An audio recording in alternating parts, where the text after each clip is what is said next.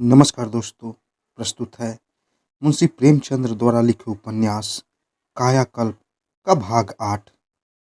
जगदीशपुर की रानी देवप्रिया का जीवन केवल दो शब्दों में समाप्त हो जाता था, विनोद और विलास। इस अवस्था में भी उनकी विलास वृत्ति अनुमात्र भी कम न हुई थी। हमारी कामेंद्रियां भले ही जर्जर हो जाए, चेष्टाएं तो वृद्ध नहीं होती।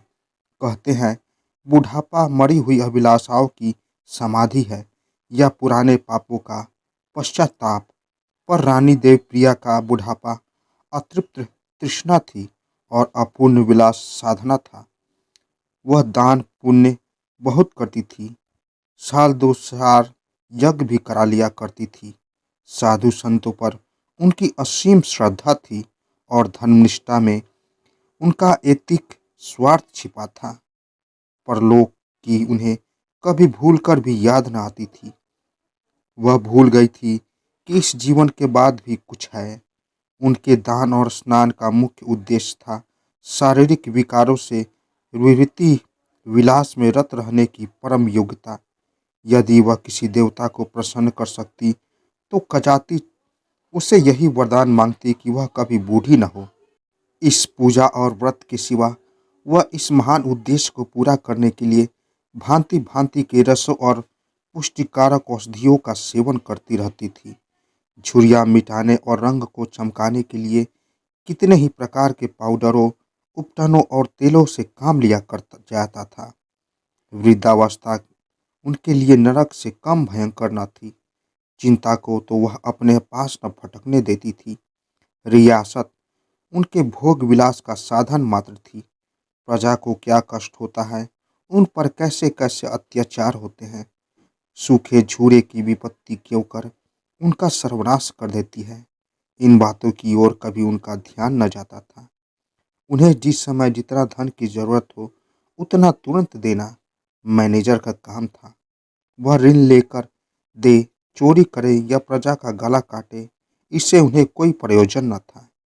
यो तो रानी साहब को हर प्रकार के विनोद से समान प्रेम था, चाहे वह थिएटर हो या पहलवानों का दंगल या अंग्रेजी नाच पर। उनके जीवन की सबसे आनंदमय घड़ियां वे होती थी जब वह युवकों और युवतियों के साथ प्रेम क्रीड़ा करती थी। इस मंडली में बैठकर उन्हें आत्म प्रवंचना का सबसे अच्छा अवसर मिलता था। वह भूल जाती थी कि मेरा यौवन काल बीत चुका है। अपने बुझे हुए यौवन दीप को युवा की प्रज्वलित स्फूर्ति से जलाना चाहती थी, किंतु इस धुन में वह कितनी ही अन्य विलासांध प्राणियों की भांति नीचों को मुंह न लगाती थी। काशी आने वाले राजकुमारों और राजकुमारियों ही से उनका सहवास रहता था। आने वालों की कमी न थी, एकन एक हमेशा ही आता रहता था। रानी की अतिशाला हमेशा आबाद रहती थी। उन्हें युवकों की आंखों में खूब जाने की सनक थी। वह चाहती थी कि मेरे सौंदर्य दीपक पर युवक पतंगे की भांति आकर गिरे।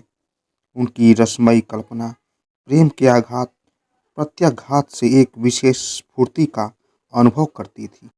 एक दिन ठाकुर राम सेवक मनोरमा को रानी साहब के पास ले गए। रानी उसे देखकर मोहित हो गई। जब से दिन में एक बार उसे जरूर मिलती, वह किसी कारण से न आती तो उसे बुला भेजती। उसका मधुर गाना सुनकर वह मुग्ध हो जाती थी। हरिक सेवक सिंह का उद्देश्य कदाचित यही था कि वह मनोरमा को रईसों और राजकुमारों को आकर्षित करने का मौका मिले। भादों की अंधेरी रात थी, मूसलाधार वर्षा हो रही थी। रानी साहब को आज कुछ जोर चेष्टा गिरी हुई थी। सिर उठाने को जी न चाहता था, पर रहने का अवसर न था। हर्षपुर के राजकुमार को आज उन्होंने आमंत्रित किया था। उनके आदर सत्कार का काम करना जरूरी था। उनके सहवास के सुख से वह अपने को वंचित न कर सकती थी। उनके आने का समय भी निकट था। रानी ने बड़ी मुश्किल से उठकर आईने में अपनी सूरत देखी। उसके हृदय पर आघात सा हुआ। मुख प्रभात कंद की भांति मंद हो रहा था। रानी ने सोचा, अभी राजकुमार आते होंगे, क्या मैं उनसे इसी दशा में मिलूंगी? संसार में क्या कोई ऐसी संजीवनी नहीं है जो काल के कुटिल चिन्ह को मिटा दे? ऐसी वस्तु कहीं मिल जाती तो मैं अपना सारा राज्य बेचकर उसे ले लेती। जब भोगने की सामर्थ्य ही न हो तो राज्य और सुख ही क्या। हाँ निर्दयी काल, तूने मेरा कोई प्रयत्न सफल न होने दिया। राजकुमार अब आते होंगे, मुझे तैयार हो जाना चाहिए। जोर है, कोई परवाह नहीं। मालूम नहीं जीवन में फिर ऐसा अवसर मिले या ना मिले। सामने मेज पर एक एल्बम रखा था। रानी ने राजकुमार का चित्र निकाल कर देखा। कितना सहास्य मुख था, कितना तपस्वी स्वरूप, कितनी सुधामिनी छवि। रानी एक आराम कुर्सी पर लेटकर सोचने लगी, यह चित्र न जाने क्यों मेरे चित्त को इतने जोर से खींच रहा है। मेरा चित्त कभी इतना चंचल न हुआ था।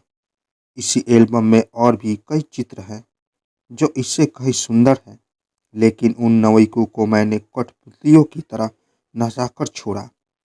यह एक ऐसा चित्र है जो मेरे हृदय में भूली हुई यादों की तरह रहा है, जिसके सामने ताकते हुए मुझे लज्जा सी आती है। रानी ने घड़ी की ओर आतुर नेत्रों से देखा। 9 बज रहे थे। अब वह लेटी न रह सकी। संभल कर उठी, अलमारी में से एक शीशी निकाली, इसमें कई बूंदें एक प्याली में डाली और आंखें बंद करके पी गई। इसका चमत्कारिक असर हुआ, मानो कोई कुम्हलाया फूल ताजा हो जाए, कोई खुशी पत्ती हरी हो जाए। उसके मुखमंडल पर आभा दौड़ गई, आंखों में चंचल संजीवता का विकास हो गया, शरीर में नए रक्त का प्रवास होने लगा। उन्होंने फिर आईने की ओर देखा और उनके अधरों पर एक मृदुल हास्य की झलक दिखाई दी। उनके उठने की आहट पाकर लौंडी कमरे में आकर खड़ी हो गई। यह उनकी नाइन थी, गुजराती नाम था। रानी, समय बहुत थोड़ा है, जल्दी कर। गुजराती रानियों को कैसे जल्दी? जिसे मिलना होगा वह स्वयं आएगा और बैठा रहेगा। रानी नहीं, आज ऐसा ही अवसर है। नाइन बड़ी निपुण थी, तुरंत श्रृंगारदान खोलकर बैठ गई और रानी का श्रृंगार करने लगी, मानो कोई चित्रकार तस्वीर में रंग भर रहा हो। आधा घंटा भी न गुजरा था कि उसने रानी के केस गूंथ कर नागिन सी लटें डाल दी। कपोलों पर ऐसा रंग भरा कि झुर्रियाँ गायब हो गई और मुख पर मनोहर आभा झलकने लगी। ऐसा मालूम होने लगा मानो कोई सुंदरी युवती सोकर उठी है। वही अलसाया हुआ अंग था, वही मतवाली आंखें। रानी ने आईने की ओर देखा और प्रसन्न होकर बोली, गुजराती, तेरे हाथ में कोई जादू है। मैं तुझे अपने साथ स्वर्ग में ले चलूंगी। वहाँ तो देवता लोग होंगे। तेरी मदद की और भी जरूरत होगी। गुजराती, आप कभी इनाम तो देती नहीं, बस बखान करके रह जाती है। रानी, अच्छा बता क्या लेगी? गुजराती, मैं लूंगी तो वही लूंगी जो कई बार मांग चुकी हूँ। रुपए पैसे लेकर मुझे क्या करना है? यह एक दीवार गिर पर रखी हुई मदन की छोटी सी मूर्ति थी।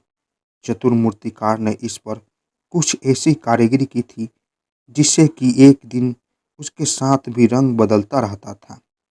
गुजराती, अच्छा तो न दीजिए, लेकिन फिर मुझसे कभी न पूछिएगा क्या लोगी। रानी, क्या मुझसे नाराज हो गई? चौंक कर वह रोशनी दिखाई दी। कुंवर साहब आ गए।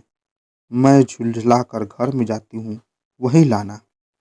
यह कहकर रानी ने फिर वही शीशी निकाली और दोगुनी मात्रा में दवा पीकर झूला घर की ओर चली। एक विशाल भवन था, बहुत ऊंचा और इतना लंबा चौड़ा कि झूले पर बैठकर खूब पेंगे ली जा सकती थी।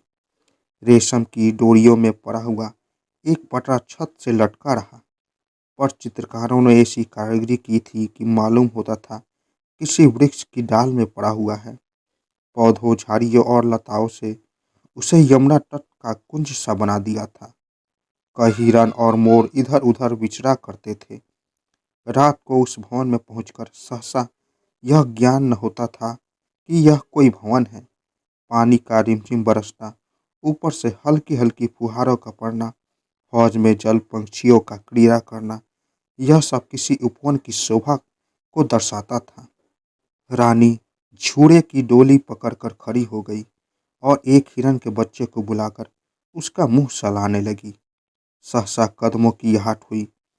रानी मेहमान का स्वागत करने के लिए द्वार पर आई, पर यह राजकुमार न थे, मनोरमा थी। रानी को कुछ निराशा तो हुई, किंतु मनोरमा भी आज के अभिनय की पात्री थी। उन्होंने उसे बुलवा भेजा था। रानी बड़ी देर लगाई। तेरी राह देखते देखते आंखें थक गई। मनोरमा, पानी के मारे घर से निकलने की हिम्मत ही न पड़ती थी।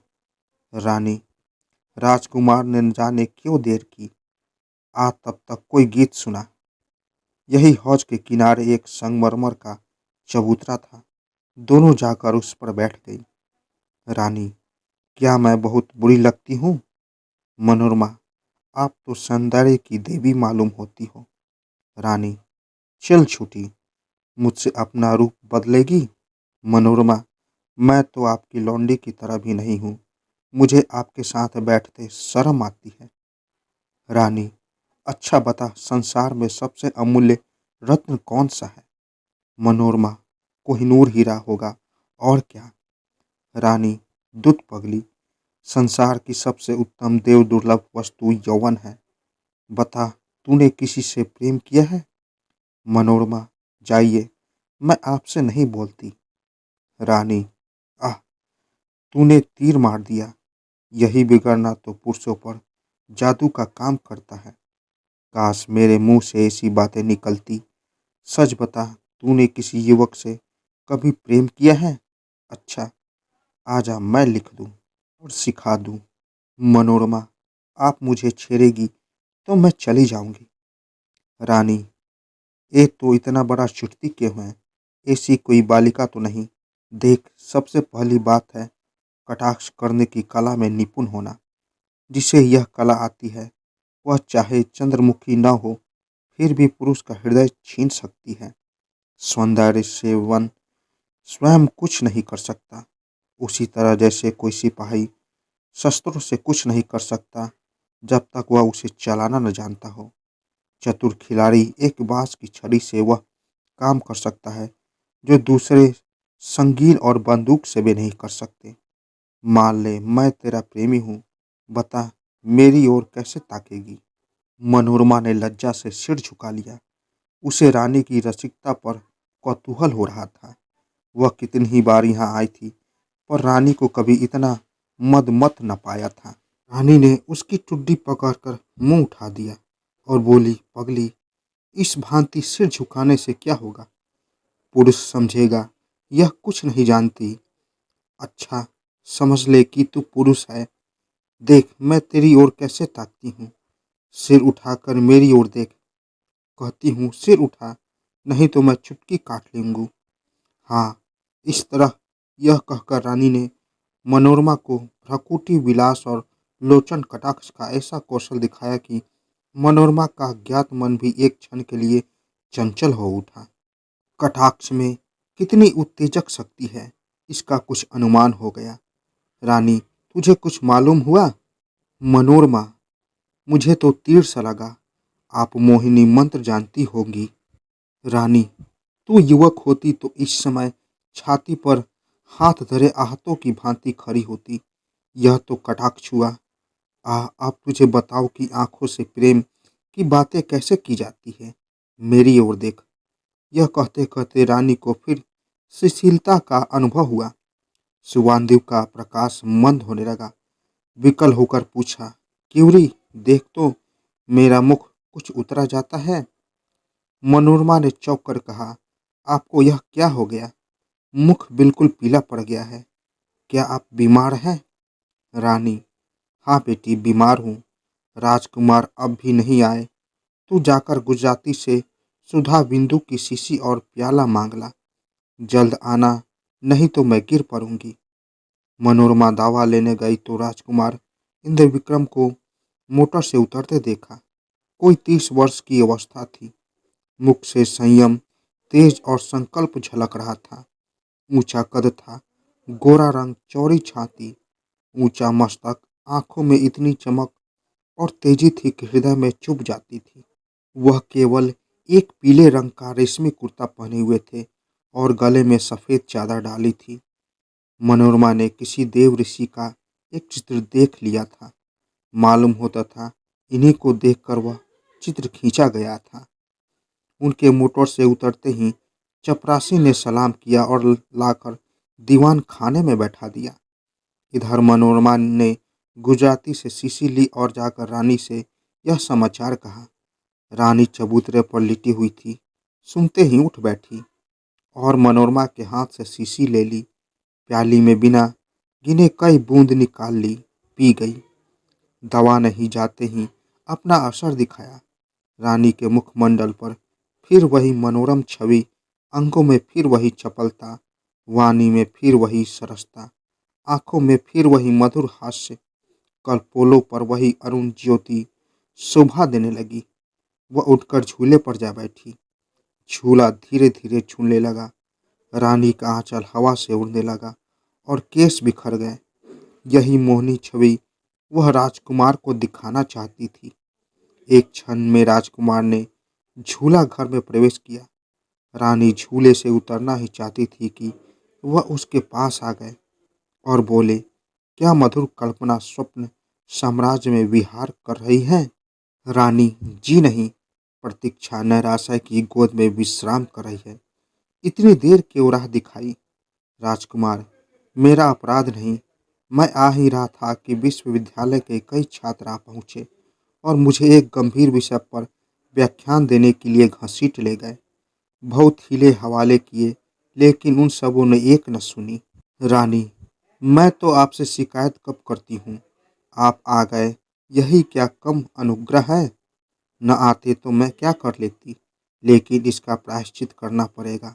याद रखिए, आज रात भर कैद रखूंगी। राजकुमार, अगर हम प्रेम के कारावास में प्रायश्चित है तो मैं उसे जीवन पर्यंत रहने को तैयार हूँ। रानी, आप बातें बनाने में निपुण मालूम होते हैं। इस निर्दयी केसों को जरा संभाल दीजिए, बार बार मुख पर आ जाते हैं।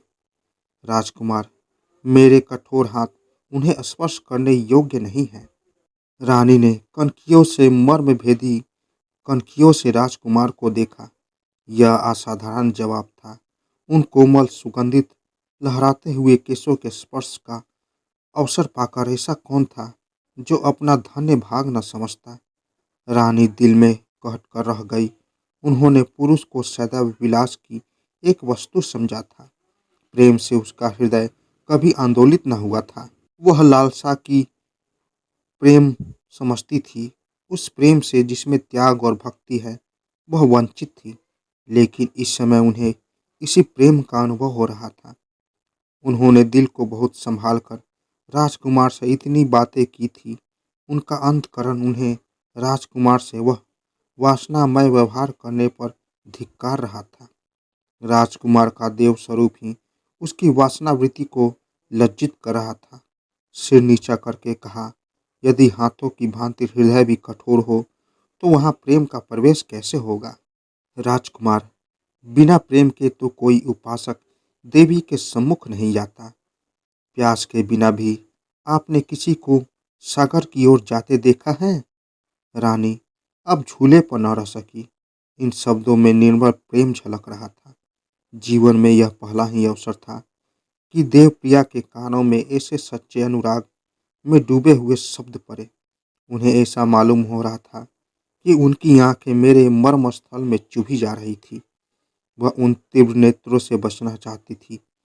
झूले से उतरकर रानी ने अपने केस समेट लिए और बूंघट से माया छिपाती हुई बोली, श्रद्धा देवताओं को भी खींच लाती है। भक्त के पास सागर भी उमड़ता चला आता है।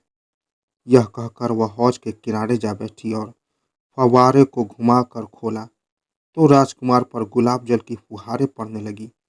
उन्होंने मुस्कुराकर कहा, गुलाब से खिंचा हुआ पौधा लू के झोंके न सकेगा, इसका ख्याल रखिएगा। रानी ने प्रेम सजल नेत्रों से ताकते हुए कहा, अभी गुलाब से खींचती हूँ, फिर अपने प्राण जल से खींचूंगी, पर उसका फल खाना मेरे भाग्य में है या नहीं, कौन जाने। उस वस्तु का आशा कैसे करूँ जिसमें मैं जानती हूँ कि मेरे लिए दुर्लभ है। देवप्रिया ने यह कहते कहते एक लंबी सांस ली और आकाश की ओर देखने लगी। उसके मन में एक शंका हो उठी थी, क्या यह दुर्लभ वस्तु मुझे मिल सकती है? मेरा यह मुंह कहाँ? राजकुमार ने करुण स्वर में कहा, जिस वस्तु को आप दुर्लभ समझ रही है वह आज से पहले आपको भेंट हो चुकी है। आप मुझे नहीं जानती, पर मैं आपको जानता हूँ, बहुत दिनों से जानता हूँ। अब आपके मुंह से केवल यह सुनना चाहता हूँ कि आपने मेरी भेंट स्वीकार कर ली। रानी, उस रत्न को ग्रहण करने की मुझ में सामर्थ्य नहीं। आपकी दया के योग्य हूँ, प्रेम के योग्य नहीं। राजकुमार, कोई ऐसा धब्बा नहीं है जो प्रेम के जल से छूट न जाए। रानी, समय के चिन्ह को कौन मिटा सकता है? हाय, आपने मेरा असली रूप नहीं देखा। यह मोहिनी छवि जो आप देख रहे हैं, बहुत दिन हुए मेरा साथ छोड़ चुकी। अब मैं अपने यौवन काल का चित्र मात्र हूँ। आप मेरी असली सूरत देखेंगे तो कदाचित घृणा से मुंह फेर लेंगे। यह कहते कहते रानी को अपनी देह शिथिल होती हुई जान पड़ी। सुधा बिंदु का असर मिटने लगा। उनका चेहरा पीला पड़ गया, झुर्रियाँ दिखाई देने लगी। उन्होंने लज्जा से मुंह छिपा लिया और यह सोचकर कि शीघ्र ही यह प्रेमाभिनय समाप्त हो जाएगा, वह फूट फूट कर रोने लगी। राजकुमार ने धीरे से उनका हाथ पकड़ लिया और प्रेम मधुर स्वर में बोले, प्रिय, मैं तुम्हारे इसी रूप पर मुग्ध हूँ, उस बने हुए रूप पर नहीं। मैं वह वस्तु चाहता हूँ जो इस पर्दे के पीछे छुपी हुई है। वह बहुत दिनों से मेरी थी। हाँ, इधर कुछ दिनों से उस पर मेरा अधिकार न था। मेरी तरफ ध्यान से देखो, मुझे पहचानती हो? कभी देखा है? राजकुमार, खूब याद है कि आपने मुझे देखा है। भ्रम तो नहीं हो रहा है? रानी, नहीं, मैंने आपको अवश्य देखा है। संभव है कभी रेलगाड़ी में देखा हो, मगर मुझे ऐसा मालूम होता है कि आप और मैं कभी बहुत दिनों एक ही जगह रहे। मुझे तो याद नहीं आता, आप ही बतलाइए। राजकुमार, खूब याद कर लिया। रानी, सोचकर, हाँ, कुछ ठीक याद नहीं आता। शायद तब आपकी उम्र कुछ कम थी, मगर थे आप ही। राजकुमार ने गंभीर भाव से कहा, हाँ प्रिय, मैं ही था। तुमने मुझे अवश्य देखा है। हम और तुम एक साथ रहे हैं और इसी घर में। यही मेरा घर था। तुम स्त्री थी, मैं पुरुष था। तुम्हें याद है, हम और तुम इसी जगह हौज के किनारे शाम को बैठा करते थे। अब पहचाना? देवप्रिया की आंखें फिर राजकुमार की ओर उठी। आईने की गर्द साफ हो गई। बोली, प्राणेश, तुम ही हो इस रूप में? यह कहते कहते वह मूर्छित हो गई।